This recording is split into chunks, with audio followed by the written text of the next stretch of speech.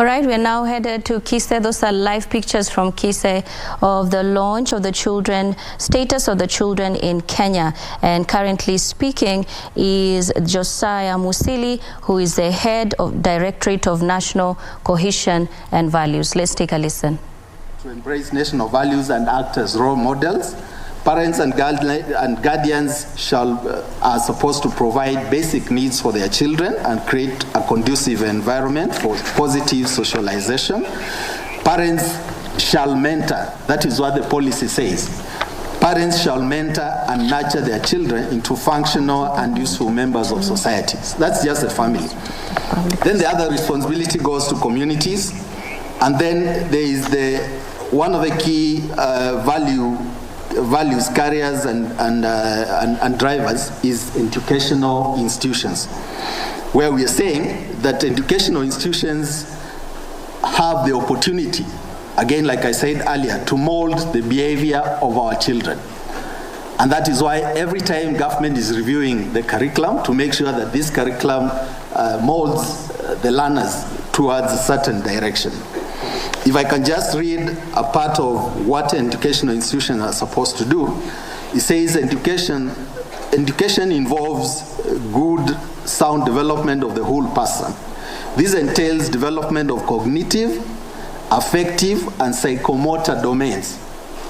The three domains. If you miss one of them, then those who are experts in education know that you will have not accomplished what education is supposed to accomplish. In Kenya, the education system has placed emphasis on the cognitive at the expense of the other two domains. And this is what the CBC was supposed to address. So that we have the three domains and the education becomes all-inclusive. Evidence shows that strong nations develop all the three domains in similar measures. The curriculum at all levels shall be reviewed to place emphasis on the domains up to the examination level. That is for educational institutions. And then in the same policy, we have religious and faith-based organizations that have a key role to play in molding the children that we are raising. We have national and county governments, we have state organs. That's where we come in with KIPRA and others and this institute, where we take specific measures to make sure that either we are developing documents like KIPRA has done, we are going out there to sensitize the public on national values, or we are coming to institutions to talk to staff and students on matters national values. We have state officers, we have the public service, we have public officers, we have the private sector, we have professional associations, we have the media that are here with us that play a very key role in disseminating the information that relates to national values and the information that relates to what all of us need to do as required by the Constitution. We have political parties, everybody has a role. We have sports associations, and then we have a category in this policy document that is called all persons, because the Constitution says at Article 10 that the national values and principles of governance that are in Article 10 bind all persons. All persons. So that if you are not in the category of public officers, state officers, implementers of policy or makers of policy, then you're in the category called all persons. And therefore, responsibility on national values is not a government agenda. Responsibility on national values is a responsibility that is for all of us as citizens. Then lastly, there is a category called individuals in the sessional paper. In this category, I would like just to emphasize on it by reading what the provisions of the sessional paper say. All individuals shall take the following responsibilities towards realization of national values and principles of governance.